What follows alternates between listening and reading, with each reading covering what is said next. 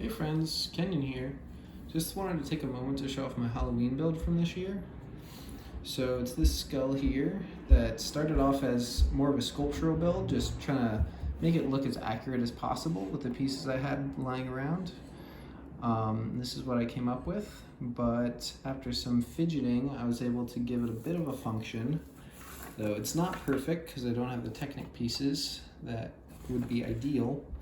So the skull opens up. You can drop some Hershey's Kisses in, and with any luck, it'll cooperate for you. So I dispensed a bit much there, but usually it's just one or two. He'll jam up sometimes as well, but works reasonably well. So let's take a peek on the inside and see how it works. Just gonna take off the bottom jaw. So the build actually started out with just the cranium here, but my wife Kathleen encouraged me to take it a little further and actually include the jaw, and that allowed for us to do the cool action. So I'll show you here. The skull connects to these pieces here, and then as you tilt it back, this flap that holds the candy back drops open, and the tongue pushes forward to push the candy out. So you can see from the back, this little shuttle is the tongue, and it's rotating along this axis for the jaw. You can see his nasty teeth from eating too much candy.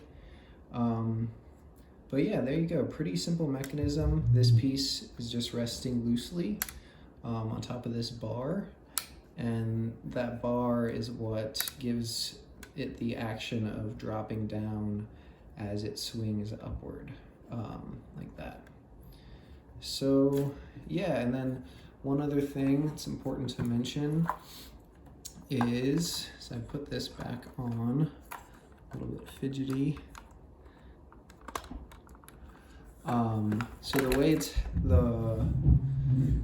if this were just resting loosely, the head would just kind of fall back all the time because it's so heavy.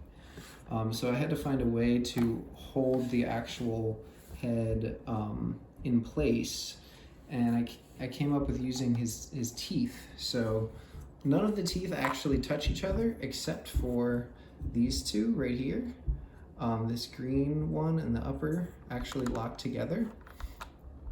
So that is how it's held in place, so it stays upright.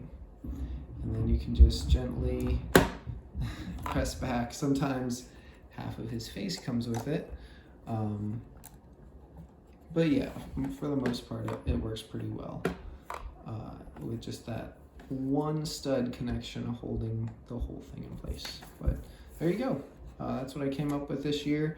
I'd like to redesign it with Technic pieces when I have more to work with. So yeah, maybe next year I'll have this as a buildable thing for you guys to try out. All right, thanks a lot.